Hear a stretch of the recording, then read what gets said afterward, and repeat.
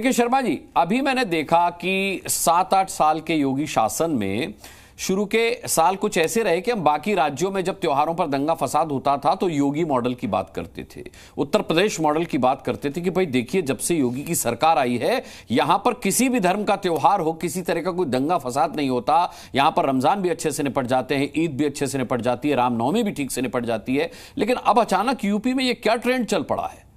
कौन जिम्मेदार है इसके लिए? समाजवादी पार्टी का कहना है कि कानून व्यवस्था जिम्मेदार है योगी की। देखिए अनुराग जी, आपने ठीक कहा।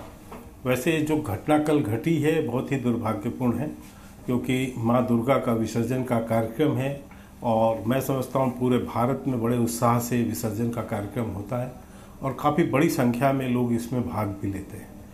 लेकिन आपने ठीक कहा कि पिछले इतने सालों में इस तरह की उत्तर प्रदेश के अंदर घटना नहीं होती थी, लेकिन अभी अभी ये घटना एकाएक क्यों बढ़ गई? तो स्वाभाविक है कि अभी कुछ लोगों का मन बढ़ा है, लोकसभा के चुनाव में कुछ सीटें आ गई हैं, तो अब उनके जितने भी रंगदारी करने वाले गुंडे बदमाश हैं उनको एक नई ऊर्जा मिल गई है। तो वो अभी समझ रहे हैं कि वो उत्तर प्रदेश के अंदर में जो है वो अपना समाजवादी की जो पहचान है वो पहचान वो दिखा रहे हैं। सीटें तो कांग्रेस की भी आई हैं, सपा की भी आई हैं, आपका इशारा किसकी तरफ है? नहीं, वो तो सपा ही है जो कुछ है वहाँ, तो उनकी तो पुराना इतिहास है। ये तो गुंडागर्दी, दंगा और ये जो रंगबाजी है इसके तो पुराने इतिहास है और उनको पता भी है कि उसको किस तरह से सपोर्ट मिलता था। आपको पिछली घटनाएं पता ही होगी, मुजफ्फरनगर वगैरह जो भी घटनाएं हुई हैं, तो ये सब घटनाओं में जो है किस ढंग से समाजवादियों का रोल रहा है। इनके तो नेता खुल के कहा करते थे, आजम खान साहब ना, वो तो यही नहीं, इनके बाद जब दंगे होते थे तो मुआवजा केवल एक धर्म विशेष के लोगों को मिलेगा। सुप्रीम कोर्ट से फटकार भी मिली थी उस पर, तो वो भी घटना आपको याद होगी। तो ये तो एक तरह का तुष्टीकरण का नीति का समाजवादियों का रहा है। लेकिन इस बात को मैं बड़े विश्वास से कहना चाहता हूं कि आप चिंता न करें, आप कुछ दिन अपनी गर्माहट दिखा सकते हैं, लेकिन इसमें कोई भी दोषी बचेगा नहीं और फिर से वो वही स्थिति आ जाएगी। उसी के शर्मा जी, बचता तो पहले भी नहीं था। देखिए बुलडोजर का खौफ था, योगी के डंडे का खौफ था, कानून व्यवस्था का खौफ था, इसीलिए दंगे फसाद होते नहीं थे पहले। तो क्या अब वो खौफ खत्म हो गया क्या?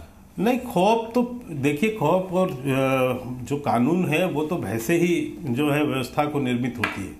लेकिन मैं एक चीज ये बस से कहूंगा कि ये जो थोड़ी सा इनको कुछ सीटें मिलने के बाद जिस ढंग का हम देख रहे हैं समाजवादी पार्टी का रवैया और इनके कार्यकर्ताओं का रवैया, ये निश्चित तौर से इनके लिए बहुत घातक है। ये समाज के लिए भी घातक है, ये उत्तर प्रदेश के लिए भी घातक है, देश के लिए भी घातक है। लेकिन ये निश्चित जान लें कि इसमें समुचित कार्रवाई होगी और कोई नहीं बचने वाला इसमें। लेकिन अनुराग जी, एक बात और कह के अपनी बात समाप्त करूंगा कि एक विशेष परिस्थिति है जिसको अब देश को समझने की आवश्यकता है। कि कल मैं सुन रहा था कुछ समाजवादी पार्टियों के नेताओं के बयान कि मुस्लिम क्षेत्र है, फलाना क्षेत्र। मैं पूछना चाहता हूं, क्या ये मुस्लिम क्षेत्र भारत में बट गए हैं क्या? क्या हिंदू वहां से जा नहीं सकता क्या? निकल नहीं सकता क्या? गढ़वा में अभी जो कांड हुआ झारखंड में, उसमें क्या देखने को? बहराइच में निकलने पर आपत्ति नहीं थी, मुझे लगता है जो खबर आई है डीजे, तेज आवाज में डीजे बजाने पर आपत्ति थी। नहीं, वो तो डीजे पर नहीं, उसमें तो बकायदा पथराव हुए हैं। उसकी जो यात्रा निकली है उसके अंदर पथराव हुए, एक वर्ग विशेष द्वारा किया गया है। वो ऑलरेडी इसलिए किया गया क्योंकि एक दंगे का माहौल बनाना था। लेकिन मैं जो गढ़वा की बात कर रहा हूँ और पश्चिम बंगाल की बात कर रहा हूँ, उसमें भी एक विशेष चीज है कि उसमें देखने को आ रहा है कि भाई आप जो है एक जहां एक वर्ग विशेष रहता है, आप उस क्षेत्र से निकल नहीं सकते। ये कैसी सोच है सरकारों की? ठीक है, मैं ये नहीं समझ, इसका भी विश्लेषण करेंगे कि हाँ, झारखंड में जो कहा गया है, झारखंड में जो कांग्रेस समर्थित सरकार है उसका कहना है कि साहब उस क्षेत्र से हम जाने नहीं देंगे। भाई जहां एक वर्ग विशेष के लोग रहेंगे वहां से हिंदू नहीं जा सकते। चलिए, आज कांग्रेस इस डिबेट में नहीं है, वरना मैं सीधे सीधे पूछ लेता। पूछ लेता। और यही चीज पश्चिम बंगाल में भी देखने को मिली है। वहां तो खैर आए दिन, पश्चिम बंगाल में तो आए दिन दंगे होते हैं और धर्म के लिए नाम को लेकर होते हैं। हर बार दुर्गा पूजा का डेट बदला जाता है, कोर्ट से परमिशन मांगी जाती है, तब जाके मिलता है। वो एक अलग स्पेशल केस है। लेकिन झारखंड में भी जो देखने को वहां की राजनीति पर शुभंकर जी की पैनी नजर रहती है, उनका भी मैं रुख करूंगा। लेकिन सबसे पहले दीपक विज जी को लाता हूं अब इस डिबेट में। दीपक जी, दो चीजें जो बहुत अहम कही हैं के शर्मा जी ने, उसमें से पहली कही है सीधे सीधे समाजवादी पार्टी का नाम लेकर के कि ये समाजवादी पार्टी के गुंडों का काम है, ये समाजवादी पार्टी का काम है। और दूसरी अहम बात उन्होंने कही है कि ये दंगा सुनियोजित है, स्क्रिप्टेड है। तो इसका मतलब ये समाजवादी पार्टी द्वारा स्क्रिप्टेड है, क्या कहेंगे? नाच ना जाने आंगन टेढ़ा।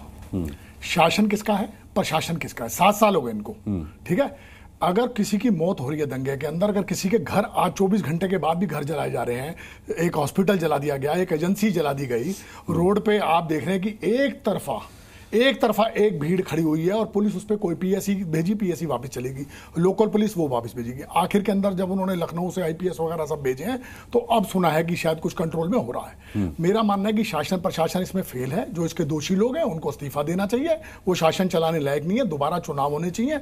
दूसरी बात, अभी ये 37 सीट हमारे से हार गए, 6 सीट ये कांग्रेस से हार गए। अब इनको समझ में नहीं आ रहा कि क्या करें, तो इन्होंने वही अपना पुराना हथियार दंगों वाला निकाला है और 10 सीटों के जो उपचुनाव होने से पहले